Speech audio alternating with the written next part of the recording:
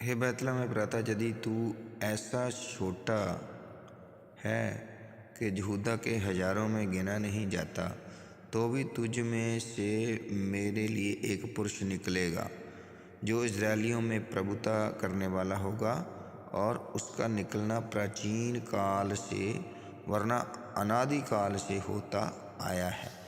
ये प्रभु यीशु मसीह के बारे में हम देख रहे हैं। क्या लिखा है प्रभु जी के बारे में?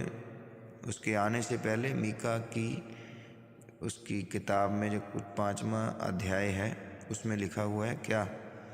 तो भी तुझ में से मेरे लिए एक पुरुष निकलेगा। पुरुष निकलेगा कौन? यीशु मसीह निकलेगा, जो इजरायलियों पे प्रभुता करने वाला होगा। जो प्रभु पे विश्वास करता है वो सच्चा इस्राएली है। उसकी गिनती इजरायलियों में होती है। इजराइल में जन्म लेने वाले भी शायद बहुत से लोग ऐसे होंगे जो असल में इजरायली न गिने जाएंगे। इजरायली का अर्थ आज के समय में यह है कि वो प्रभु को पाया हुआ होगा, क्योंकि जो वाचा बांधी गई थी धार्मिकता की, आशीष की, और उसके घर में पहुंचने की जो वाचा थी वो उन इजरायलियों के साथ थी जो सच्चे और विश्वास करता थे, प्रभु में डिपेंड थे पूरी तरह।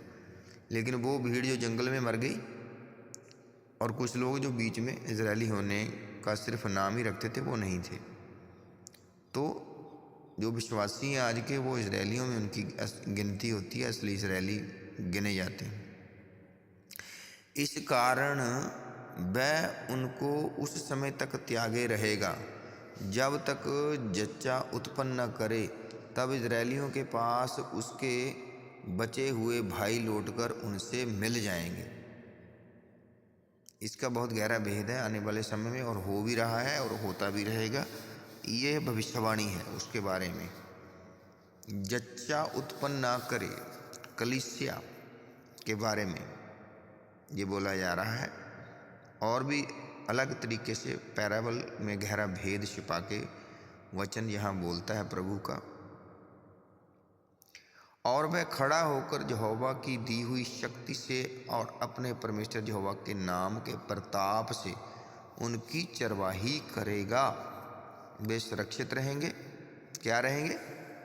पहला ही काम होगा कि वो चरवाही करेगा, उनके सारे बंदोबस्त करेगा, सब कुछ मुहैया करेगा। किस शक्ति के द्वारा? यहोवा की दी हुई शक्ति के द्वारा वो उनकी चरवाही करेगा। और वो क्या रहेंगे? सुरक्षित रहेंगे, क्योंकि अब वह पृथ्वी की शोर तक महान ठहरेगा।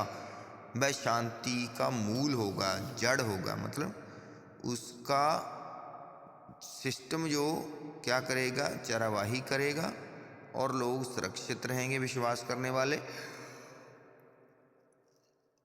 क्योंकि अब वह पृथ्वी की शोर तक, यानी पृथ्वी के आखिरी किनारे तक वह महान ठहरेगा, और वह शांति का मूल होगा। प्रभु आपको आशीष दे। प्रभु यीशु मसीह के बारे में जो भविष्यवाणी की है, इसके द्वारा प्रभु आपको और आशीष दे अपने वचन के द्वारा।